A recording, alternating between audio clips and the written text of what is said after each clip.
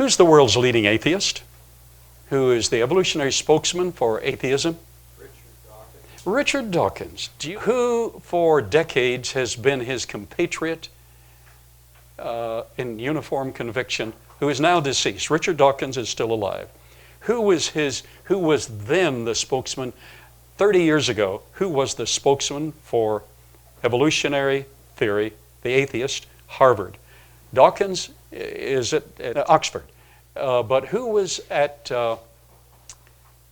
Harvard? The paleontologist, world famous, Stephen Jay Gould. They came together because somebody was listening to what I was saying. Isn't that encouraging? So they came together at the same time. It was Sunday morning. And we were just a one-room log cabin. And all our treasures that you can't dig in the river, but you can dig on private property.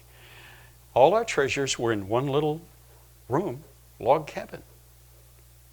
A teenager could kick the door in if he wanted to, but fortunately no one did, because angels kind of guard things around here, you know. One little lock. So they came, knocked on the door, knock, knock, nobody answered. They went into the other museum in town. Jeannie Mack, who was alive then, was curator of the museum, and they said, "Where's Ball? Where's Ball?" She said, "I don't know." He said, "We've come all the way from Oxford and Harvard. We want to see Ball and what this museum has." She said, "I don't know where he is. I was off preaching. That's what I'm supposed to do." She said, "I know his buddy, Robert Summers." She called Bob. She said, "There's somebody here from Oxford and from Harvard and from Indiana University, and they want to see the museum." Bob said, "Well, I'm on the way to church." He said, "Temple, his 16-year-old son. Temple, take the key, go show him the museum, come back to church on time." "Okay, Dad." Now, Temple is built like John Wayne and has a disposition like John Wayne. Very mild until you cross him the third time. So he opened the door, showed them. So between Stephen Jay Gould and Richard Dawkins and the paleontologist from Indiana University, who is a specialist in limestone and in Cretaceous ignites. Ignites is a fancy name for depression tracks.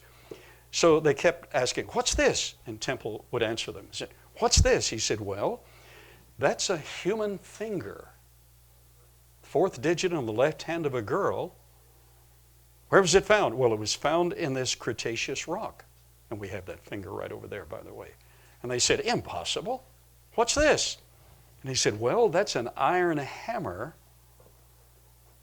that was also found in early Cretaceous rock."